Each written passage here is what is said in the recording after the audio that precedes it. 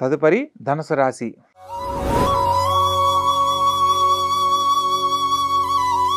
ఈ యొక్క ధనుసు రాశి జాతకులను కనుక పరిశీలించినట్లయితే లగ్న చతుర్థాధిపతి అయిన గురువు పంచమ స్థానంలో సంచరిస్తున్న క్రమంలో ఉద్యోగరీత్యా ప్రభుత్వ సంబంధమైన ఉద్యోగానికి సంబంధించిన శుభవార్తలు వింటారు. తృతీయ స్థానంలో కుజుడు మరియు శని మరియు శుక్రగ్రహ సంచారం చేత ముఖ్యమైన విషయాల్లో తోడబుట్టిన వారిని సంప్రదించండి. తోడబుట్టిన వారి సలహా మేరకు ముందడుగు తీయడం ఎంతో మంచిది.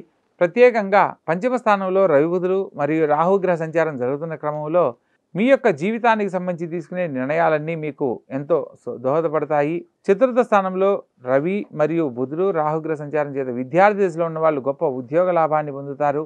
అదేవిధంగా విద్యాపరంగా బాగా గుర్తింపు లభిస్తుంది. ప్రభుత్వ సంబంధమైన ర్యాంకులు సాధించేందుకు అనుకూలమైన కాలం.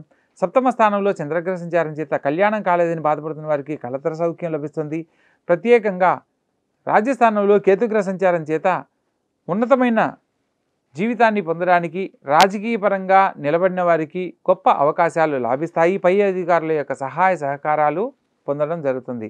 కాబట్టి మొత్తం మీద ఈ రాశి వారి జాతకం ప్రకారం అన్ని గ్రహాలు యోగ్యతగా ఉన్నప్పటికీ కొన్ని ప్రత్యేకంగా సంతాన భాగ్యంలో సమస్యల నుంచి బయటపడడానికి రాహుగ్రహానికి సంబంధించి దుర్గాదేవి ఆరాధన అనేక రకాల శుభ ఫలితాలను కల్పిస్తుంది. కాబట్టి చక్కగా ఆచరించండి, ఆనందకరమైన జీవితంలో జీవించండి.